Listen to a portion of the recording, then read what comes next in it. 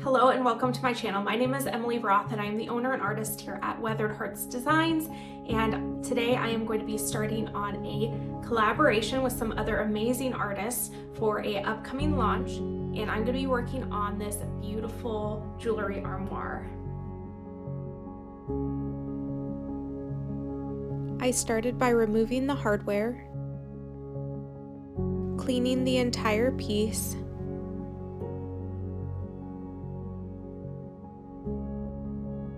and then taping off the sides of the drawers.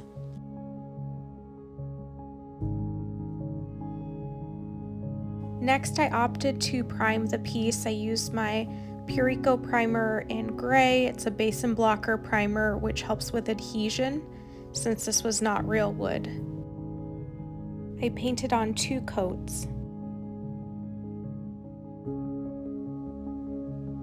After that was done drying, I pulled out my stash of Woodubend moldings and I picked out some keyholes, some other scroll embellishments, and some trim. Once heated up, these moldings do become bendable and you attach them with any type of wood glue. DIY Paint by Debbie's Design Diary is releasing 6 new cottage colors today, Thursday, March 28th. And the color that I chose is called Plum Pudding. This is an all-in-one style paint, but let me tell you, not all one-step paints are made equally.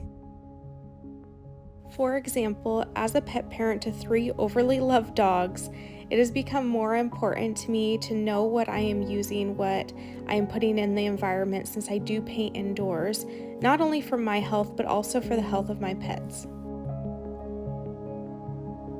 Not only is this paint no VOCs, but it also has no harsh or offensive odors to it, which is very important to me because I do get migraines fairly easily.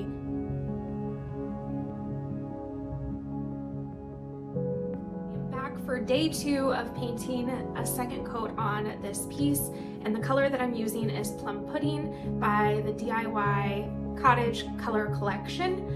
This is an all-in-one style paint, in case I haven't mentioned that already. And the color coverage, self-leveling, ease of use, the odor, 0 VOCs, no harsh odors. I really am just blown away by the quality of this paint. I have a really crazy scratch test that I did, including scraping this paint can opener over the first coat of this. You can see how well this first coat self-leveled, but we definitely need a second coat. Something to note about this paint is that you want to make sure that you're mixing it up well before you actually start painting. It is an all-in-one style, so it does work best when mixed thoroughly.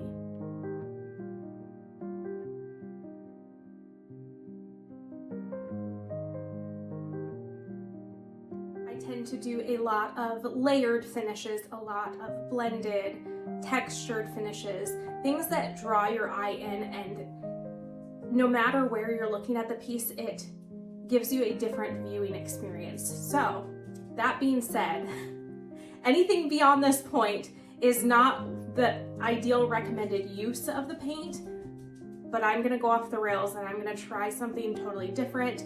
I don't know if it's gonna turn out, so bear with me. No matter what, in the end, it's going to be beautiful. But from this point to getting there, may be a long journey.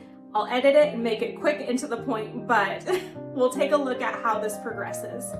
One of my go-tos is to add texture to my paint, so here I'm using some Wallboard joint compound and mixing it with a little bit of Plum Pudding. I added just enough to get a whipped consistency. I began layering it on with my 2-inch silicone brush. Next, I grabbed a chip brush and I began stippling the texture. I allowed my texture to dry for about 30 minutes, and then I came in with my silicone brush and I knocked down the texture to get a plaster look. Once this was fully dry, I coated over with 1 more coat of paint. To continue with the old world look, I took the color Anvil and the stencil and I applied it to the top and the bottom of the doors.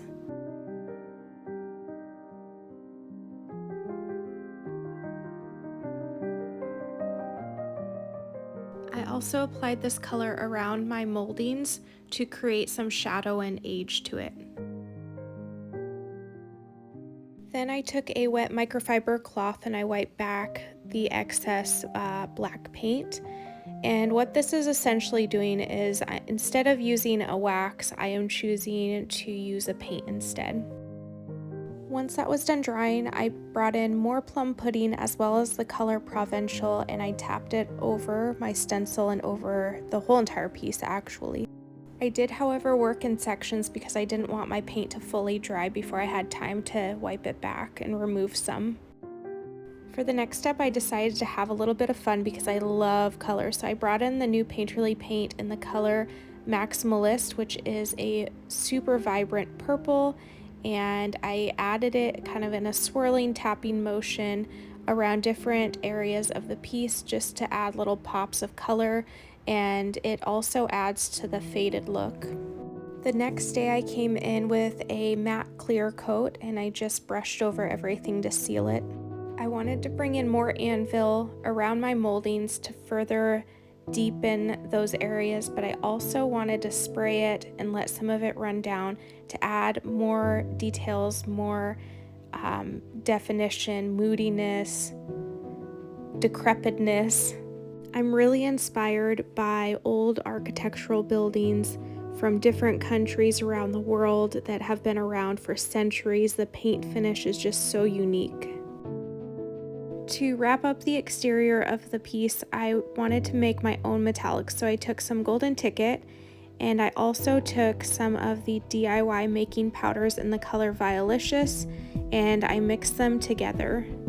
The purple helped to tone down the gold and kind of dirty it up so it didn't look so brand new and shiny. I applied this metallic all over my moldings, mainly to the raised areas though. I also applied the mixture to the knobs. Now with the exterior done, it's time to get to work on the interior. I started by removing the hooks as well as this weird wire that went across the inside. I'm sure it was to hold necklaces in place so that they didn't get caught in the door, but I had a new purpose for this piece. I applied my metallic mixture to the wood. This is always such a satisfying step when you mask over a mirror and then you remove it.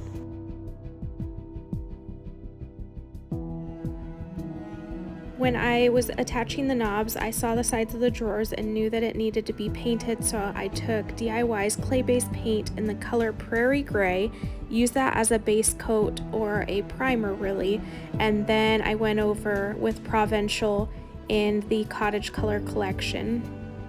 And this is how the piece turned out. I am in love with it. I love purple, I love old decrepit, I love texture. I know it's not everyone's style, but it's my style and that's all that matters. I can only be true to myself.